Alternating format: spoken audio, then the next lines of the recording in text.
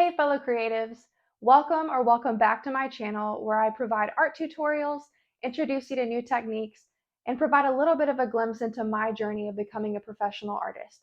If you're new here, be sure to hit that subscribe button so you never miss a new video. Today I'll be talking about how to properly clean and care for all of your oil painting brushes. We'll go over some general brush care tips, types of solvents, how to actually clean your brushes, and then how to condition your brushes so they last for many years of painting. Timestamps are in the comments below, so let's get into it. So first, some general brush care tips.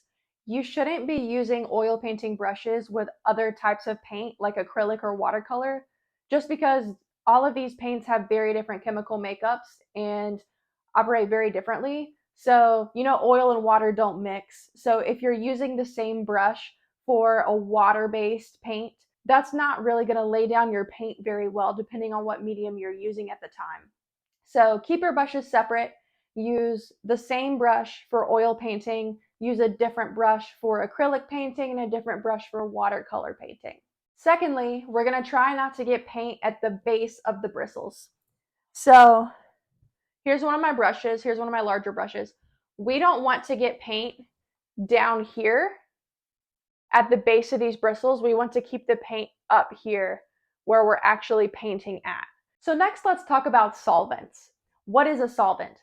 Well, we can't clean oil painting brushes with water because remember, oil and water repel each other. So if we just put water on an oil painting brush, nothing is going to get clean. So this is the solvent I use. This is the Extra Mild Citrus Thinner by Eco House. You want to get something like this. This is like a more eco-friendly solvent. Some people actually think they have sensitivities to oil paint, whereas they most likely have a sensitivity to most solvents. So that's one reason you want to get a more eco-friendly solvent, because regular solvents can have a lot of odor and we don't want that. For example, I have another solvent over here. I just got this off of Amazon a few weeks ago. This does not say it's specifically for oil paint. And that has become a problem. So this solvent works. It works very well, but it has such strong fumes, and that's especially not good for me because I'm pregnant. So we don't want little Bubba getting sick. But it has such strong fumes that it's like I have to open all the windows, I have to open the door. And that's a problem because I have cats. You don't want to be sitting in a room for such a long amount of time where you're smelling something like this. So that's one of the reasons I recommend getting an eco-friendly solvent like Eco House, or you can get something else odorless like Terpenoid. So how much solvent do we put in our glass jar? So you're going to get a glass jar like this. My solvent that I have in here has already been used, which is why it's green. When it's new and you pour it out into your jar, it's going to be a clear color. But I've just finished painting this first layer of this painting I'm working on. So I've already been using this within the past few minutes. So you don't really need that much. I just have like 1.5 inches, 2 inches in there just to make sure I can dab my brush in there effectively. So let's get into how to actually clean your brushes. I have a couple of brushes right here. Here we go. So this one I just used to paint this underlayer, and it's kind of clean, but let's say I just put paint on the end of it. So this paint is still wet that I have on my palette. I'm just gonna get a little bit of this blue-green color, or more like blue-purple. So I'm gonna get a little bit of this, and what I want to do if I want to clean this is I'm going to dab my brush in the bottom of the jar. So I'm just kind of stabbing the bottom of the jar with this brush. We separate all those bristles so we can get it as clean as possible in this solvent. See, and that looks a whole lot better. And now what we're going to do is we're going to get a cotton rag. I'm just going to wipe it on this cotton rag. And now it's clean. I would recommend not using paper towels, and here's why. So paper towels are very thin. whereas cotton rags are very absorbent. And in order to get this brush clean enough to move on to another color, you need a rag that's very absorbent, which is why we're using cotton rags. I just use white ones because it's easy to see when it's dirty.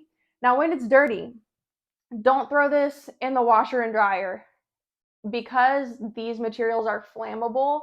Like the stuff you're putting on here, like the solvent is flammable. This is oil paint. It can actually explode in your dryer, so don't do that. When it gets extremely dirty, you're just gonna toss it. I'm still obviously working on this one. I just started using this one today, so it's gonna be quite a few rounds of painting before this ends up getting too dirty and I have to toss mine. So when do we use this method of using the solvent to clean our brushes? So while we're painting, first, we're going to be using this method when we are switching colors, especially if you're switching between warm and cool colors, or if you're switching between transparent colors and opaque oils. If you want to know more about what those are, let me know down in the comments and I can explain them in another video. But just generally, when you're switching colors during a painting that you don't want to mix, that's when you're going to use this method. Whoops, everything's fine. Secondly, you can use this method as a final cleaning method after you're done painting, only if you're going to use those brushes again to paint within the next couple of days. So we don't just want to use this method and then let our brushes sit out for like a week or multiple weeks or months, because they can get stiff over time because they're not absolutely totally clean with this method. So if you're going to be painting within the next couple of days, it's okay to just do this and stash them.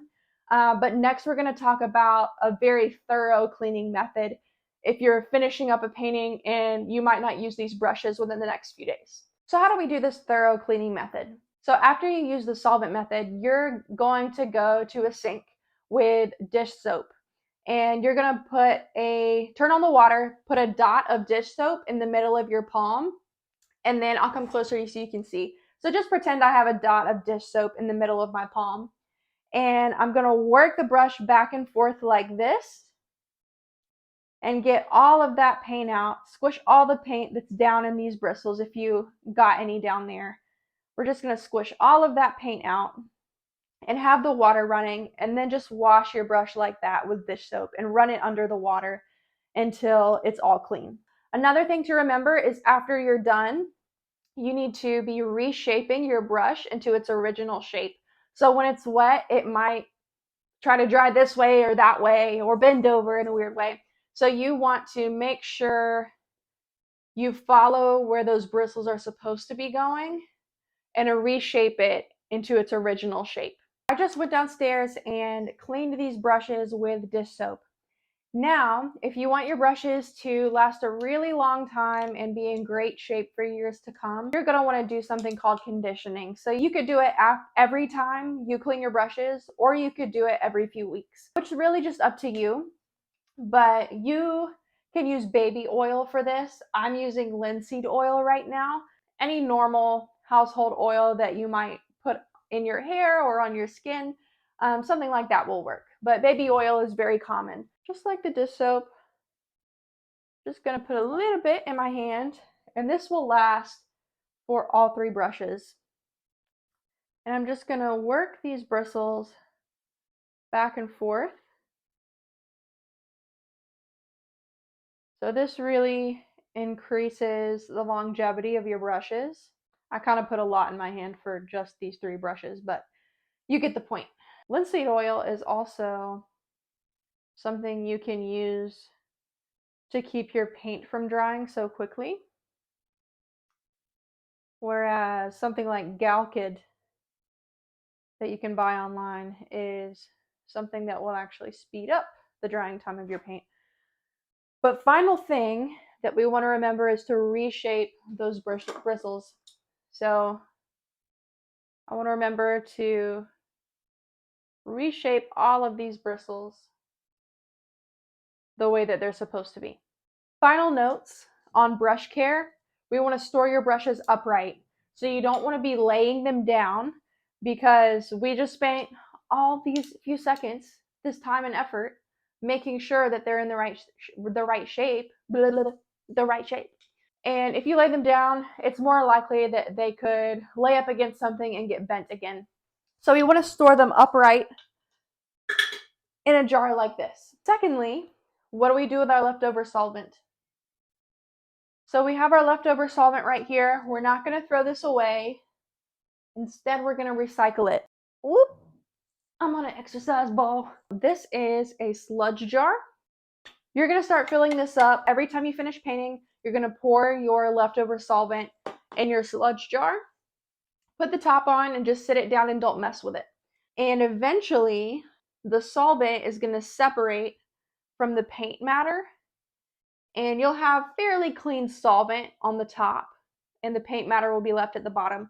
So you can pour that into your solvent jar again and reuse it for future painting. If you found this video helpful, let me know in the comments down below.